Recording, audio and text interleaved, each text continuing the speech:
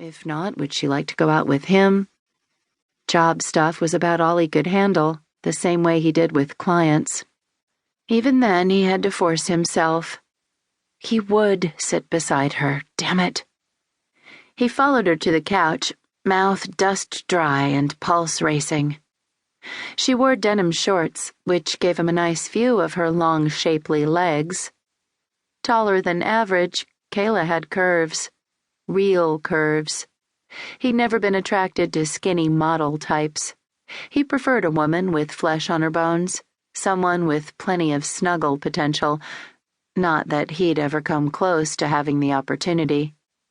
Just as he'd managed the superhero feat of sitting down beside the woman of his dreams, his phone rang. Wyatt reached into his back pocket and pulled out his cell to check the ID. His brother. "Hey, Sam." "Hey, yourself. Where are you?" Sam asked. "You're supposed to be here for a wedding planning session and dinner." "Cripes, sorry." He shot up from the couch. "Totally slipped my mind. We had a fire at my apartment building this afternoon and Is everyone all right? How bad was it?"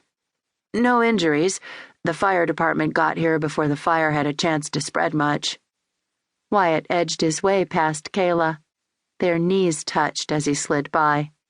Hers were bare, his were covered in denim. Still, his lungs seized. "I'm on my way. I'll tell you about it when I get there." Wyatt ended the call and stuffed his phone back into his pocket. "Sorry, I have to go. I totally forgot I'm supposed to be at a wedding planning thing right now." Kayla's blue eyes widened. "Oh. I'll bet you look great in a tux," Mariah purred. "I'm late. Gotta go," he muttered.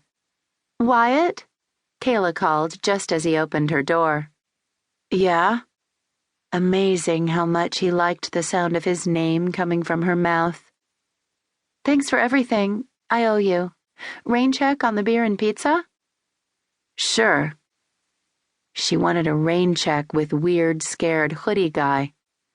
Grinning, he took the stairs to the back door, to the lot where he'd parked his truck. He climbed in, cranked the engine, and set out for his grandparents' house. They lived in a grand old 2-story salt box near McAllister College, the Matt Groveland area.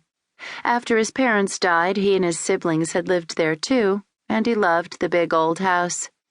Living close to Grandpa Joe and Grandma Maggie was a priority for him. They were already in their early 70s, and if either of them ever needed him, or if something happened, he could get to their place quickly. Wyatt parked his truck and hurried inside.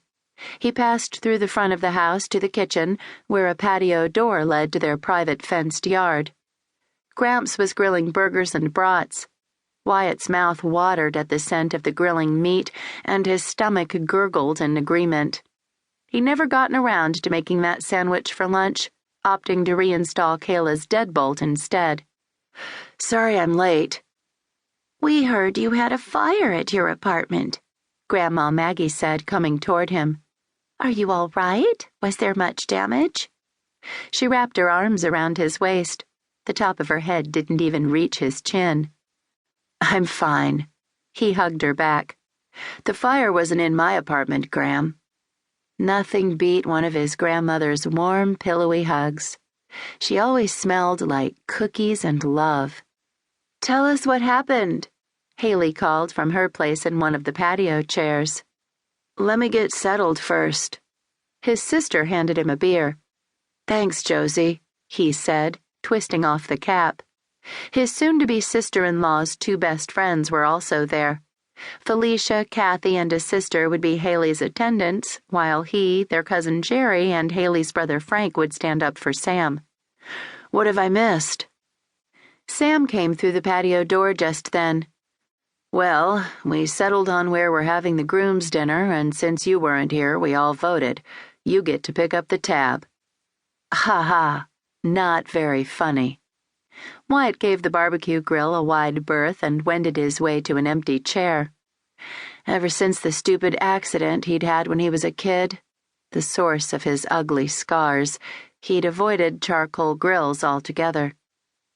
"So, tell us about the fire," Sam said, taking his place beside Haley. The apartment